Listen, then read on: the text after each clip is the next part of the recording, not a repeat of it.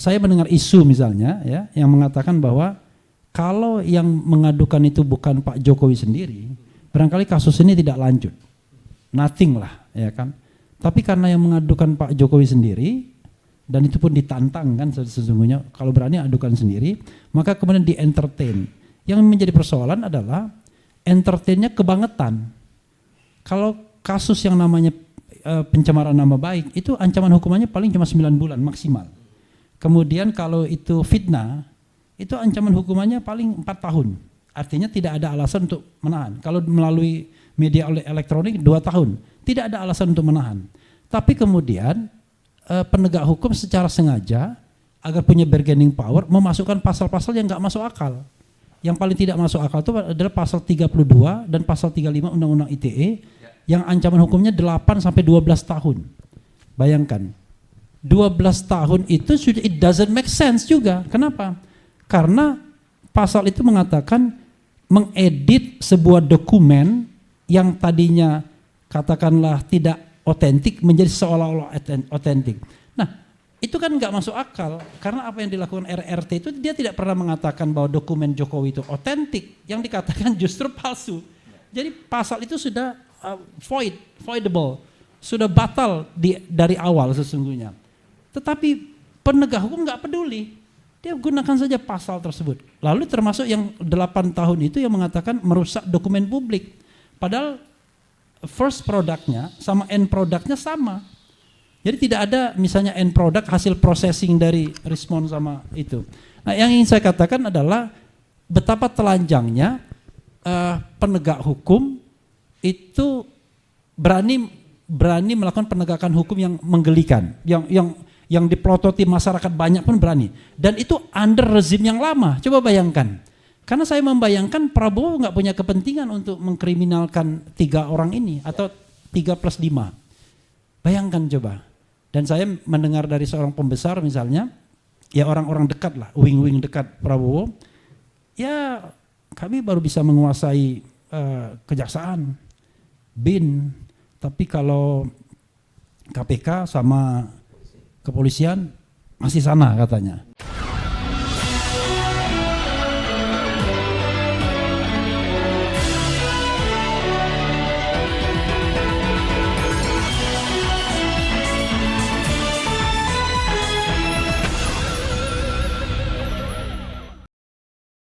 Sekarang ke Bung Refli Harun dulu ya. Ini manusia keren dan cadas. Silakan mau ngomongin apa ini? Apa aja ya? Enggak, tentu dari sisi Anda, ekspertis Anda sebagai seorang ahli hukum ya. Oke. Jadi saya langsung kasus konkret aja 2 ya, soal ijazah Jokowi dan soal Gibran. Konkret ini. Ya konkret. Daripada susah-susah kan 10 menit kan, within 10 minutes kita bicara 2 hal itu. Jadi semalam itu saya balik lagi jadi seorang lawyer, advokat yang sudah lama saya tinggalkan. Dan kemudian saya mendampingi RRT ikut gelar perkara khusus, GPK, bukan Gerakan Pengacau Keamanan, tapi gelar perkara khusus ya. Dan setelah 5-6 jam, finally ditunjukkan ijazah sokol asli itu. Tetapi yang paling lucu adalah Dr. Tifa misalnya minta di awal sesungguhnya, sebagai sebuah prasyarat kalau mau ngomong terus, tolong tunjukkan ijazah sokol aslinya, kita bilang analognya, dan kemudian laporan polisinya. Ternyata tidak dikabulkan. Minta gentleman agreement, enggak juga dikabulkan. Padahal di sesi 1. Gentleman agreement apa nih? Gentleman agreementnya adalah Dr. Tifa tetap melanjutkan speech-nya, pemaparannya, tetapi nanti di akhir sesi akan diperlihatkan. Oke, ya. Karena dia menganggap bahwa wah ini kita harus running terus kan. Nah akhirnya rupanya setelah 5-6 jam akhirnya betul diperlihatkan. Setelah barangkali kayak kalau di Amerika kan debat filibuster itu. Wah orang sudah lesu semua, maka kemudian diperlihatkan dengan harapan orang kemudian tidak korek melihatnya kan. Nah, bukan, kita suruh mendekat di meja, ditunjukkan ijazah, tapi tidak boleh menyentuh. Lawyer Jokowi bilang jangan disentuh katanya kan. Ya, jadi dari situ kita melihat kan sederhana kalau kita bicara tentang good governance, clean government, transparansi salah satu kuncinya misalnya kalau tidak transparan seperti itu, there must be something wrong kan pasti kan. Kalau memang bisa benar-benar asli ya silakan saja. Mau dipegang nggak apa-apa juga asal tidak menyentuh dengan keras yang menyebabkan itu selesai, itu rusak. Nah ketika kita lihat ya tidak ada bedanya ijazah yang beredar selama ini yang sudah diteliti oleh Roy Rismond bahwa itu 99,9% palsu. Yang sama dengan yang di media sosial. Iya, sama. Cuma apa yang ingin saya katakan, buruknya ke penegakan hukum kita adalah terlihat betul kalau sesungguhnya ada inequality, ada ketidaksamaan perlakuan sebenarnya. Jadi kalau kita lihat dari 100% kita ngomong sebenarnya kita menguasai forum itu mungkin 80%, lalu lintas percakapan, perdebatan dan lain sebagainya. Kubu Pak Jokowi cuma 20% saja ngomong, dan itu pun cuma 2 orang. Sementara kita yang ngomong 5, 6, 7 orang. Wah itu kita bangga, enggak, karena mereka sudah yakin bahwa penegak hukum sudah berpihak kepada mereka, sehingga mereka tidak perlu ngomong banyak-banyak. Ini kan kalau di dalam dunia hukum sederhana, semakin Anda ngomong kepada masyarakat yang luas, itu berarti Anda tidak di backup oleh aparat penegak hukum. Tapi semakin Anda diam, maka Anda di backup oleh aparat penegak hukum. Sama dengan kasus, semakin kasusnya itu pro bono, makin Anda diam, tapi makin Anda bersuara. Tapi kalau kasusnya uangnya banyak, diam-diam aja biasanya kan. Nah, pertanyaannya kenapa Anda sebagai lawyer tidak menyarankan seperti itu kepada klien Anda? Jadi saya lihat, waduh, ini kan test case sebenarnya, sebuah bagaimana ini melibatkan seorang presiden, mantan presiden. Jadi saya mendengar isu misalnya ya yang mengatakan bahwa kalau yang mengadukan itu bukan Pak Jokowi sendiri, barangkali kasus ini tidak lanjut, nothing lah, ya kan. Tapi karena yang mengadukan Pak Jokowi sendiri, dan itu pun ditantang kan sesungguhnya, kalau berani adukan sendiri, maka kemudian di-entertain. Yang menjadi persoalan adalah entertainnya kebangetan.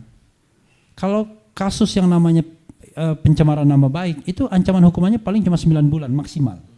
Kemudian kalau itu fitnah, itu ancaman hukumannya paling 4 tahun. Artinya tidak ada alasan untuk menahan. Kalau melalui media elektronik 2 tahun, tidak ada alasan untuk menahan. Tapi kemudian penegak hukum secara sengaja agar punya bargaining power memasukkan pasal-pasal yang nggak masuk akal. Yang paling tidak masuk akal itu adalah pasal 32 dan pasal 35 Undang-Undang ITE yang ancaman hukumnya 8 sampai 12 tahun. Bayangkan. 12 tahun itu sudah, it doesn't make sense juga. Kenapa? Karena pasal itu mengatakan mengedit sebuah dokumen yang tadinya katakanlah tidak otentik menjadi seolah-olah otentik. Nah, itu kan nggak masuk akal karena apa yang dilakukan RRT itu dia tidak pernah mengatakan bahwa dokumen Jokowi itu otentik, yang dikatakan justru palsu. Jadi pasal itu sudah voidable, sudah batal dari awal sesungguhnya. Tetapi penegak hukum nggak peduli, dia gunakan saja pasal tersebut. Lalu termasuk yang 8 tahun itu yang mengatakan merusak dokumen publik, padahal first produknya sama end produknya sama. Jadi tidak ada misalnya end product hasil processing dari respon sama itu. Nah yang ingin saya katakan adalah betapa telanjangnya penegak hukum itu berani melakukan penegakan hukum yang menggelikan, yang diplototi masyarakat banyak pun berani. Dan itu under rezim yang lama, coba bayangkan. Karena saya membayangkan Prabowo nggak punya kepentingan untuk mengkriminalkan 3 orang ini atau 3+5. Bayangkan coba. Dan saya mendengar dari seorang pembesar misalnya, ya orang-orang dekat lah, wing-wing dekat Prabowo, ya kami baru bisa menguasai kejaksaan, BIN, tapi kalau KPK sama kepolisian masih sana katanya. Bayangkan sudah 1 tahun. Bagaimana yang berkuasa saat ini tiba-tiba belum bisa menguasai state aparatus dalam proses penegakan hukum. Ini kan luar biasa. Bagaimana kita berharap kemudian ada proses penegakan hukum yang luar biasa. Makanya ketika ada fenomena Zarub Rikar misalnya, saya kira memang pemerintahan gagap untuk menanggapinya.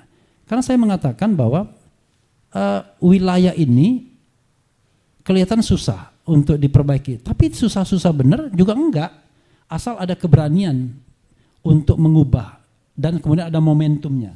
Nah, salah satu momentum yang saya sebutkan, yang berkali-kali saya sebutkan, Zarub Rikar itu.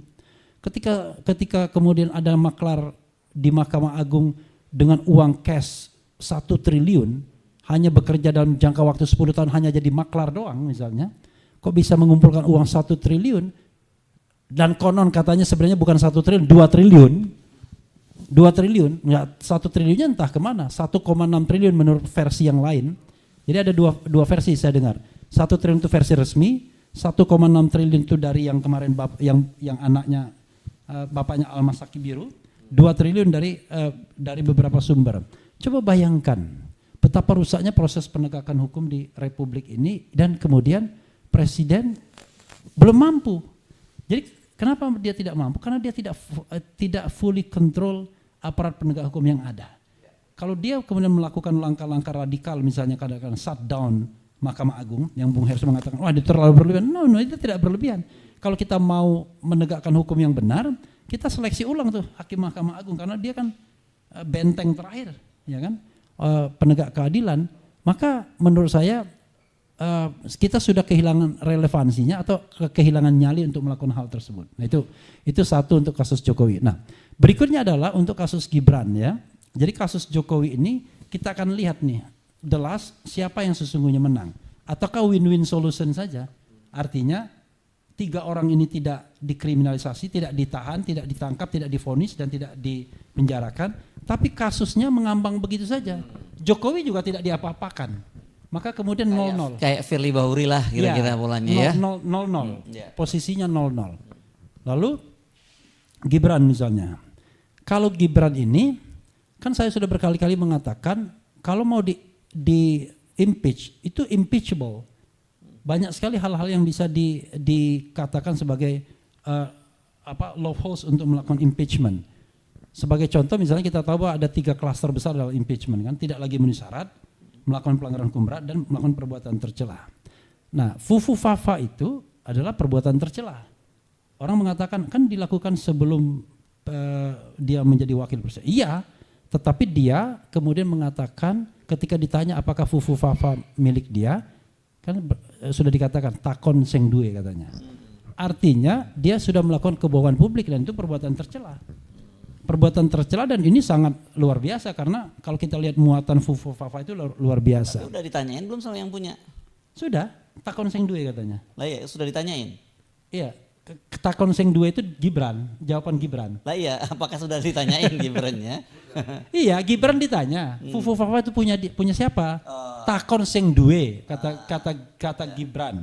Artinya dia tidak mengakui kan? Artinya dia mengatakan bukan punya saya, gitu kan? Kalau bahasa Jawanya kan begitu. Nah, kemudian hal lain yang bisa yang membuat RRT ini kemudian cepat sekali ditersangkakan dan kemudian mau diproses adalah ya mereka sudah menyiapkan Gibran black paper. Dan itu Rismon sudah siap dengan draftnya, Dr. Tifa sudah siap draftnya, mungkin yang ditunggu Roy Suryo, karena Roy Suryo melakukan kunjungan lapangan ke Australia di Sydney itu. Nah itu lebih telak lagi karena dampaknya kan langsung. Bisa langsung di-impeach. Iya langsung karena persyaratan untuk menjadi presiden atau wakil presiden sudah tidak terpenuhi lagi. Nah orang mengatakan, loh kan kemarin sudah diverifikasi oleh KPU, it doesn't mean kalau sudah diverifikasi kemudian ditemukan fakta atau informasi baru kemudian tidak bisa diterapkan. Kita tidak bicara lagi rezim pemilihan umum, pilpres, tapi kita bicara rezim pemberhentian presiden atau impeachment. Jadi at any time kalau dibuktikan bahwa presiden dan atau wakil presiden tidak lagi memenuhi syarat, maka kena klausul itu. Nah, lalu kemudian kita bicara mengenai misalnya hal lain, pelanggaran hukum berat. Bisa juga dikenakan kalau dia terbukti menggunakan dokumen palsu yang ancaman hukumannya 6 tahun atau lebih. Jadi dari 3 jurusan itu sebenarnya dari sisi hukumnya mudah. Cuma dari sisi politiknya kita tinggal menunggu konstelasi politik bangunan dinasti ini yang saya rasakan. Jadi ijazah status Gibran itu akan menjadi pertaruhan bagaimana rezim Prabowo ini bisa meninggalkan rezim Solo dan bagaimana Indonesia bisa dibangun lebih baik karena tidak lagi ada ikatan-ikatan dengan ini. Nah, saya membayangkan kalau seandainya ijazah ini kemudian terbukti karena ada pengadilan Solo yang masih berproses citizen lawsuit-nya dan nanti tanggal 6 itu akan ada memanggil ahli-ahli dan mudah-mudahan pengadilan itu tidak diintervensi dan kemudian bisa memutuskan bahwa ijazah Jokowi itu asli atau palsu. Ya, tapi ijazahnya kan katanya ada di kepolisian. Bagaimana? Itu nanti kalau perintah pengadilan bisa dihadirkan. Oke. Dan itu kebohongan publiknya luar biasa. Ijazah itu katanya sudah disita pada tanggal 23 Juli. Ya, 2025. Ya. Padahal pro Jokowi, pendukung-pendukung Jokowi mengatakan, saya melihat. Berapa bulan yang lalu kita dengarkan 1-2 bulan lalu. Lalu Andi Aswan mengatakan saya ada scan aslinya. Dari mana dia bisa men-scan asli kalau ijazah itu sudah? Nah, tetapi kelihatan kan tidak ada equality-nya ketika kemudian dilaporkan Andi Azwan misalnya tidak diterima laporannya. Sementara laporan yang abal-abal yang terhadap Roy Suryo, Dr. Tifa dan lain sebagainya diterima begitu saja. Nah, menurut saya ini kelihatannya masalah kecil. Banyak orang menganggap soal ijazah kan kecil. Kemudian soal Gibran kan kecil soal ijazah juga soalnya. Enggak, ini kan soal bangunan politik dan ketatanegaraan antara Prabowo dan rezim sebelumnya. Apakah dia bisa pisah melalui kasus ini? Dan kalau kasus ini kemudian kita bisa buktikan ijazah palsu dan rakyat diyakinkan, saya khawatir jangan-jangan ya, ini tidak provokasi ya. Saya mengkhawatirkan jangan-jangan kemudian muncul penjarahan-penjarahan, jadi jangan-jangan. Anda bisa bayangkan kan, tiba-tiba ada kemarahan rakyat, tiba-tiba Medan digeruduk, kemudian kantor sebuah partai yang ada gajahnya digeruduk misalnya. Partai apa itu ya? Nggak tahu. Oke. Kemudian Solo digeruduk karena rakyat merasa bahwa selama ini mereka ditipu. Oke. Nah, itu yang saya kira yang mereka takutkan. Maka tidak hanya soal ijazahnya yang kemudian terbukti, maka rezim ini akan hancur. Dan menurut saya multiplier efeknya adalah pada reformasi, ya, formasi terhadap aliansi-aliansi politik yang ada. Termasuk juga saya kira kabinet-kabinet akan diubah total. Oke. Jangan-jangan ada perubahan fundamental yang kemudian apa yang ada format hari ini akan berubah drastis. Saya kira itu yang ingin saya sampaikan. Oke. Saya tambah sedikit ya kalau soal dari 2 ijazah tadi. Iya. Antara Pak Jokowi dengan Gibran, bukankah yang impactnya serius itu pada Gibran? Karena kalau Pak Jokowi kalau katakan harga bohongan, tapi beliau kan sudah tidak menjabat menjadi presiden lagi. Gibran masih menjabat sebagai wakil presiden, artinya dia bisa di-impeach. Dan dari sisi Pak Jokowi sendiri, itu kan berarti rencana Pak Jokowi untuk meneruskan dinastinya berantakan semua dong. Ya, jadi sebenarnya bukan itu. Kalau saya lihat justru impactnya langsung kalau seandainya ada sebuah statement, ada sebuah putusan pengadilan yang mengatakan ijazah Jokowi palsu. Tapi kan Gibran nggak ada urusannya dengan Gibran kalau itu terjadi. Ya kan, tapi multiplier efek politiknya kan akan tinggi. Tiba-tiba akan terjadi akselerasi di parlemen untuk melakukan impeachment dan lain sebagainya karena pertahanan Solonya sudah lemah karena rakyat sudah menggeruduk, rakyat sudah tidak percaya lagi. Nah, saya kira dampak multiplier efek politik itu yang ditakutkan oleh Jokowi, makanya dia bertahan mati-matian untuk mengatakan ijazahnya asli. Gitu. Kalau ijazahnya palsu dan itu proven melalui sebuah putusan pengadilan, maka itu akan terjadi multiplier efek, termasuk jabatan anaknya di Jakarta dan termasuk di Medan. Gitu. Tapi itu kalau kata orang Jogja, not maybe. Ya sekarang ini. Terima kasih Bung Refli Harun ya.